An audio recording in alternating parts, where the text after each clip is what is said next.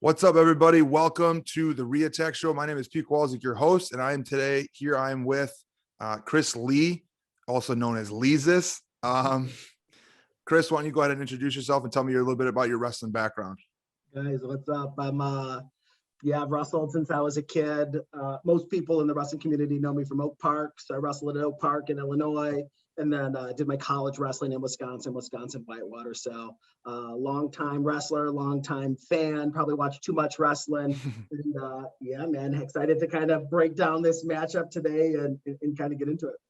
Yeah, so we're here to talk about the Ben Askren, Jake Paul fight. And one of the things that Chris and I always riff on a lot about is just about this pop culture stuff and how wrestling's involved. And this is where the two worlds are really colliding tonight. And that's a cool thing. It's good for wrestling.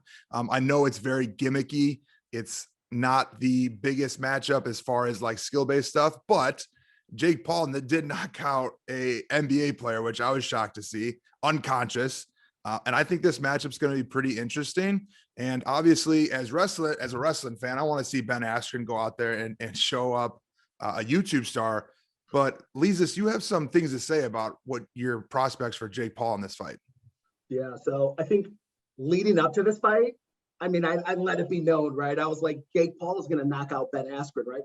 And got the ping from you this week.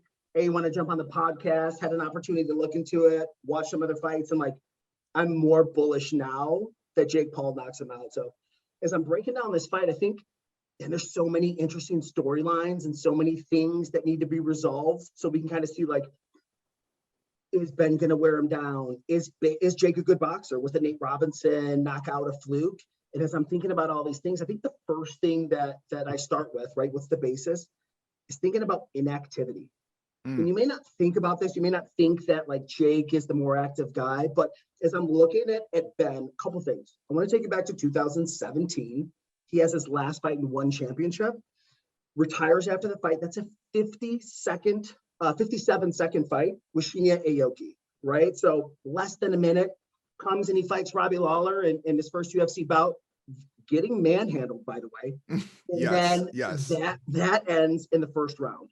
Next fight, Masvidal, don't have to tell you how that ends. That's 5 seconds. And then he goes 3 rounds with Damian Maia, who is not a prolific striker, to say the least. So when you think about Ben Askren in the ring since 2017, he's fought less than 4 rounds, right?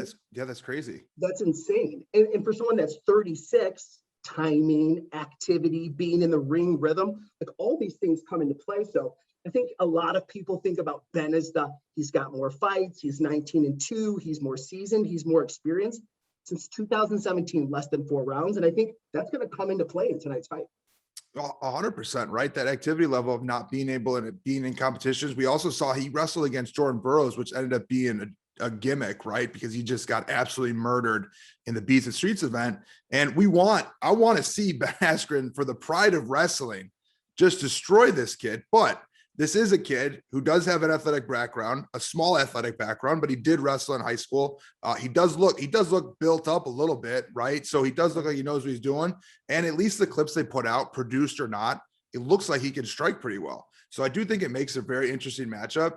And with Ben Askren, he's a grappler at heart.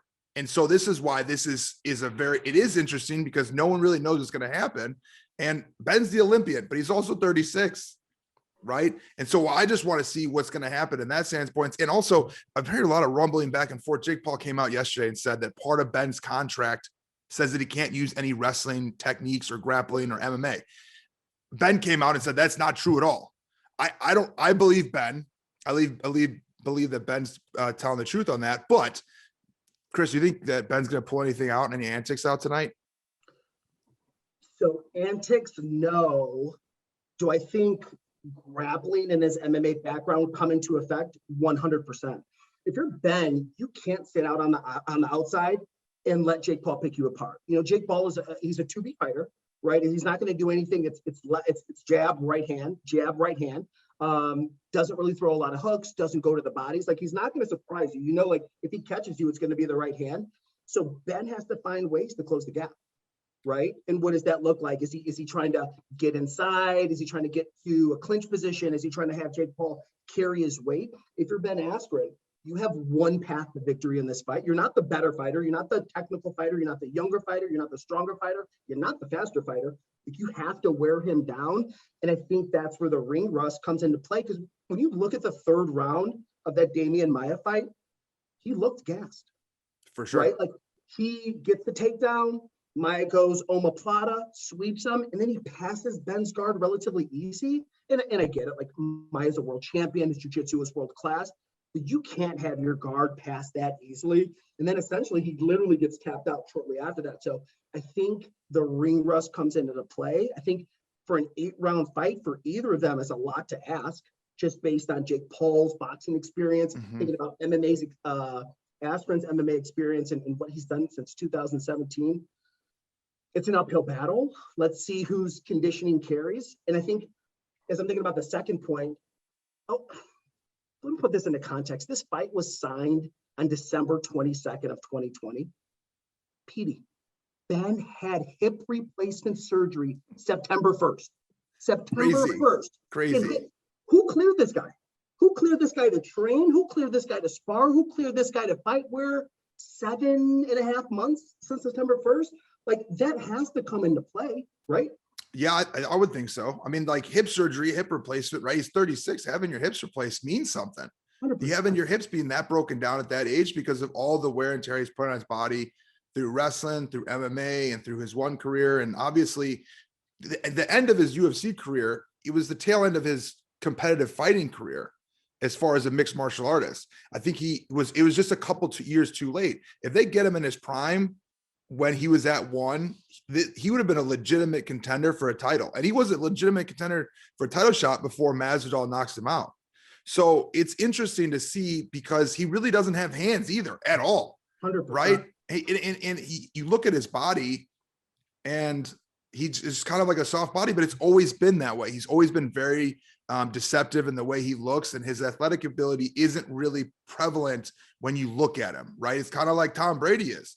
You look at Tom Brady, his draft pictures, it doesn't really look like anything special, but you look at Tom Brady on the football field, it is something special. Now, Ben has never showed hands ever, right? And we do know he can get knocked out because we saw Jorge Masvidal knock him out. Now, that's brutally, a flying knee. Brutally in 5 seconds. That's a flying knee. That's a different game in boxing, but these hands, that chin's soft, man. I know he's got that like real thick jaw, but still, once you get knocked out like that a couple of times, it's not a good look. So I'm super interested to see if Jake Paul actually has any power behind his hands.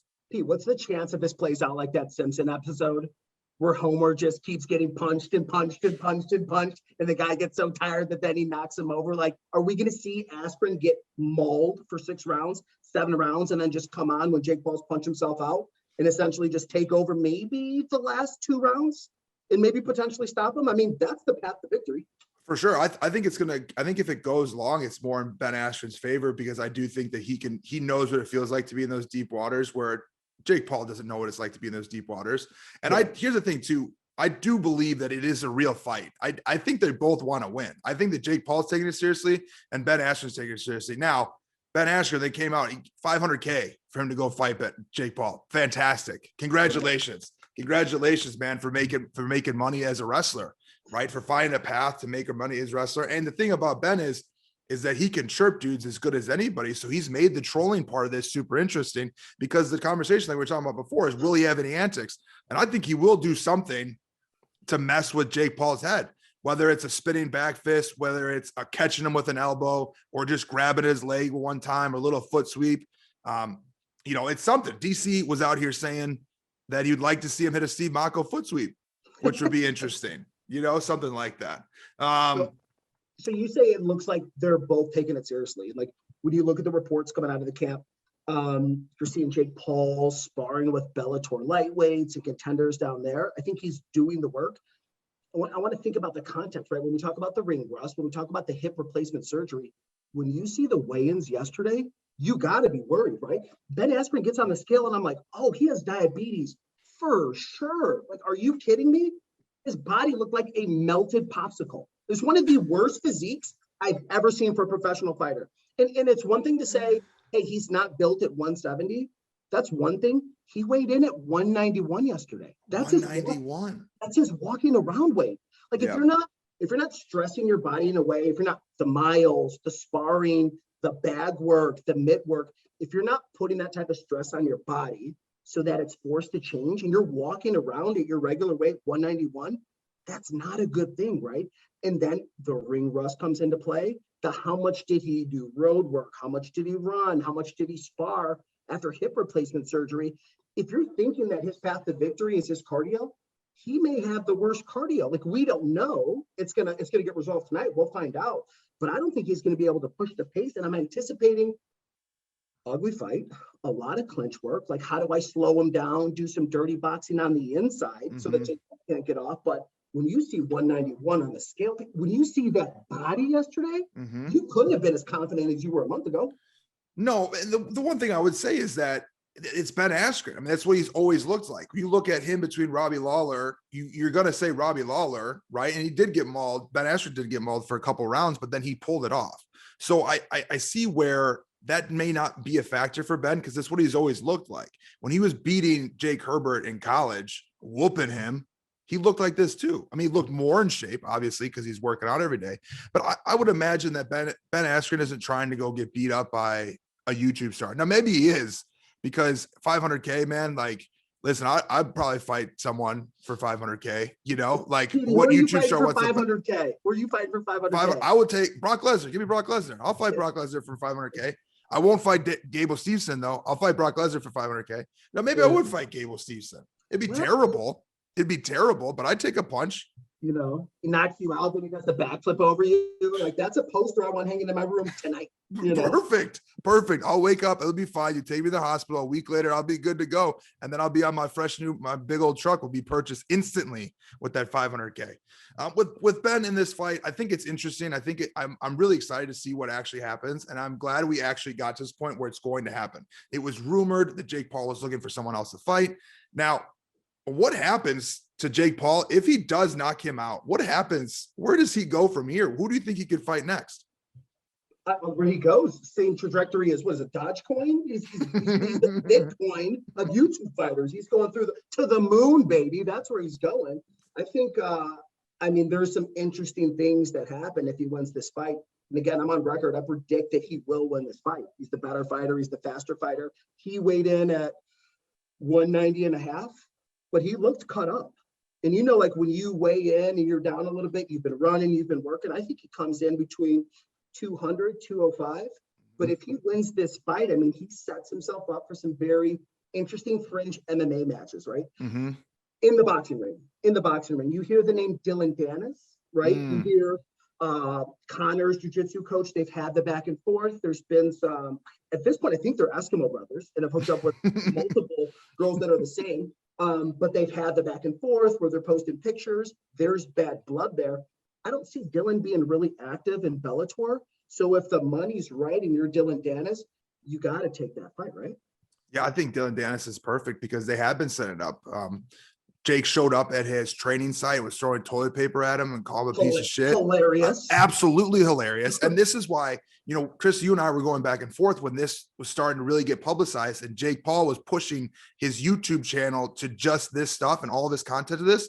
It is excellent content. And I wouldn't have think of myself as someone who would enjoy Jake Paul's content, but his shit talking and his ability to be a bad guy or the heel is next level, which is why he can probably figure out a way to be fighting Dylan Dennis or find his way into a pro wrestling match of some sort or something like that, where his brother was just got stunned at WrestleMania. So he's in the mix to really put himself over a lot more. I don't think Ben Askren really has anything to lose. Right now, the problem is wrestling has a lot to lose. Like if Ben Askren goes ahead and loses this fight tonight to a YouTube star, that is big problems for us as a brand in wrestling in general, our amateur wrestling, you know, big time. And start to prep yourself for that. I think that the groundwork looks a little something like this. You're inactive. You just had a hip replacement surgery. You weren't a mobile fighter before. It's something. And you're right. I mean, we have to brace ourselves as wrestling fans because the social media is going to go nuts. If he gets a knockout, that looks like, I mean, we saw what he did when Nate Robinson got knocked out, and it was silly the amount of memes that went out there. Oh my And God. the Paul Army behind My him, right hook just went viral. I mean, that's what happened. 100%. And the Nate Robinson's memes will still be on the great. mat now. Yeah, for sure. Nate Robinson's asleep somewhere. Nate Robinson's asleep somewhere right now. And I think the Ben Askren one would be even funnier because Ben went through this viralness of getting knocked out by Jorge Masvidal. So he's already known as the getting knocked out guy. So you would hope that this doesn't happen again, but it might. And I think that's what makes this very, very interesting. Right. And it's why I'm going to put $49.99 tonight to go ahead and watch this fight, or at least find a way to do it. But I'm going to watch this fight because I do think that it's interesting matchup enough, because you have on one side a guy who's over the hill, who's a wrestling coach, a fantastic wrestling mind and wrestling coach, but he's not full-time training. And hopefully he took this fight seriously because he was rare with Freddie Roach, and he's been boxing and he's had his Rufus guys behind him. So he knows how to be a professional athlete. And there's no doubt in my mind that he's been training every single day. But seeing Jake Paul, a young, hungry Jake Paul, who is all about viral moments and knows, he's getting 700K on this fight, and just knows that if this is a knockout or can be a sound bite or could be a video bite, it'll be everywhere really fast. And so it's interesting. I think it's going to be Ben Askren. I think it's going to take him to deep waters. And I think Jake's going to get super, super tired. I don't know if Jake will, maybe it'll be one of those TKO situations where Jake just can't continue because Ben just came after him for 8 rounds. But it's going to be interesting to me. I don't see Ben Askren knocking him out. I see Jake Paul can knock out Ben Askren. So the fight there in that standpoint is great. Chris, anything else you want to say before we sign off here? Yeah, I think, and I'll kind of just close on like my breakdown and synopsis of the fight. I think, it's often said that styles make fights. When you think about, let's look at Jake Paul's last fight. 2 of his 3 knockdowns were going backwards. When he knocked Nate Robinson out, that's a counter shot going backwards.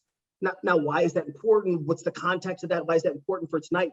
Like, Ben's stand-up revolves around what? He's hand trapping. He doesn't jab, no head movement to close the distance. He's hand trapping, and he throws the right and he falls in. He's using his striking to set up takedowns historically. How do you revamp that in 6 weeks? How do you revamp that in 8 weeks?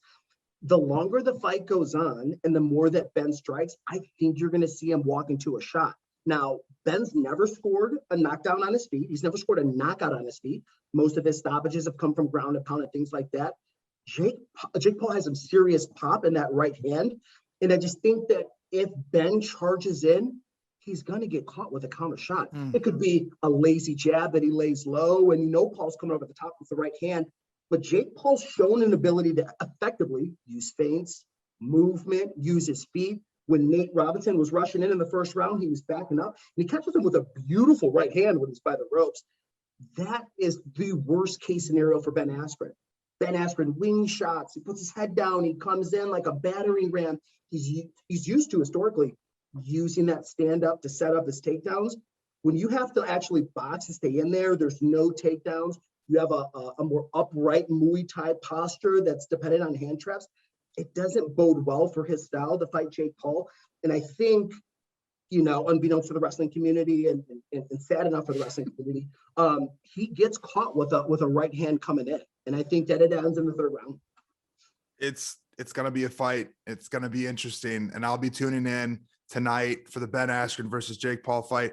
Chris Lee, thanks for joining me today. Super entertaining as always. Keep Stanford Wrestling. Look at that. Didn't even plug it in. Keep Stanford Wrestling. Our unofficial sponsor. Yeah, right. Unofficial sponsor. Keep Stanford Wrestling. Chris, you got anything to plug? Any social you want to plug? Whatever Jake Paul's Twitter is after tonight, Jake Paul at Instagram.com. That's my plug moving forward. All right, for sure. And you can follow us at the Reattack on Twitter, social media, Instagram, and TikTok. We're getting going here and getting these YouTube videos up. We have a couple of interviews coming up in the next couple of weeks. Thanks for tuning in, and hope to see everyone's reaction tonight after the fight.